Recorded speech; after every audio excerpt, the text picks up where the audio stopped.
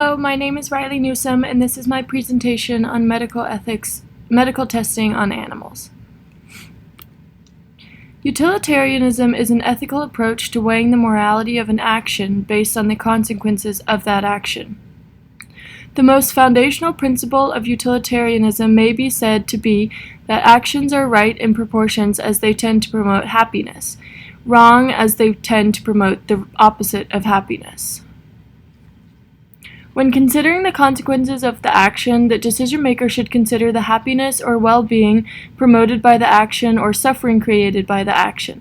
An advantage of this approach to ethical decision-making to the consequences for every individual and for every group are counted equally.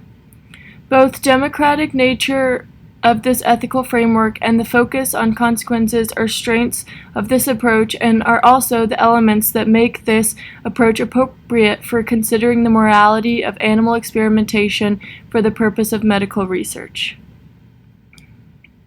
Before we can use utilitarianism to weigh the suffering of one group, animals, against the benefit of another group, humans, the question must be considered of whether animals are sentient or capable of happiness and suffering.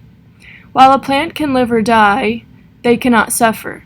Therefore, it would make no sense to use a rock or a plant within a utilitarian framework because they do not suffer. However, if animals are conscious and suffer, then their interests can be weighed. It is relevant to weigh animals' interests to consider the ethics of animal experimentation. Carl Cohen points out that there have been tremendous advances in medical knowledge due to experimentation on animals. He notes that not only have animal experiments allowed for creation of antibiotics, vaccines, and prosthetic devices, but they have also contributed to many other compounds and instruments that we depend heavily on to both better and save human lives. For instance, skin grafting for burn victims and CAT scans for detection of serious diseases were both developed thanks to testings on pigs. The NIH goes to point out that not only have humans benefited from animal testing, but animals have too. Many animals benefit from rabies vaccinations that prevent the spread of deadly disease, and dogs have benefited from prosthetics that can help improve their quality of life. There is undoubtedly tremendous benefit for humanity that has come out of animal experimentation. Suffering has been reduced and enjoyment has been increased. At the same time, there have been tremendous sufferings that animals have been subjected to in order to bring these benefits. The Humane Society details the kinds of experiments that animals still undergo. Wounds and surgeries are inflicted upon them so that healing can be studied.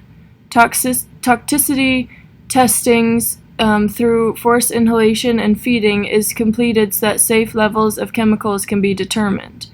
Chemicals, diseases, and drug exposure is used that cause suffering and, in some cases, death. There are some kinds of experiments that animals still endure. Is the suffering worth it? The law of diminishing return is an economic principle that may help us consider the morality of animal testing within a utilitarian framework.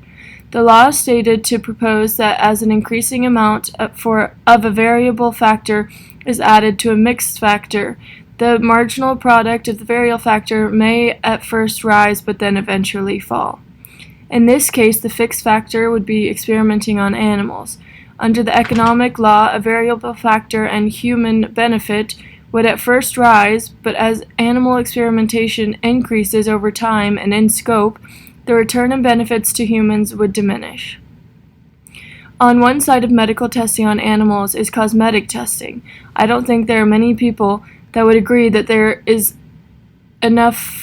not enough lotion, makeup, nail polish, and other cosmetics for all the people in the world. There are millions of different types of every cosmetic, no matter the popularity of them or not. Therefore, there can probably be no justification under a utilitarian framework to continue testing on animals for cosmetics. In the case of medical advances, many significant advances have already been completed, but what constitutes a medical cause great enough to continue animal experiments at this point for medicine is difficult to say. In sum, we may reach a tipping point where the investment of animal suffering no longer provides great enough benefit to humans to justify the continuance of this kind of mass experimentation that are currently taking place. New diseases and medical problems arise over time that can wreak havoc on human population.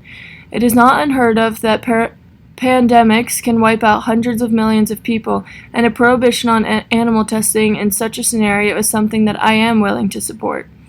One source suggests that as many as 115 million animals are used for experimentation in biomedical industry annually. These high numbers reinforce the amount of suffering is needed, yielding a diminishing return in human benefit.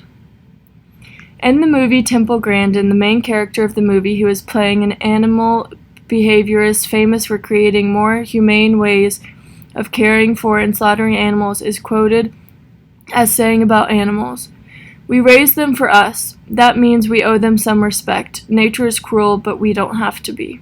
She doesn't try to advocate against breeding animals, to eat animals, and in the same way, this paper doesn't advocate to abolish all of animal testing for medical purposes.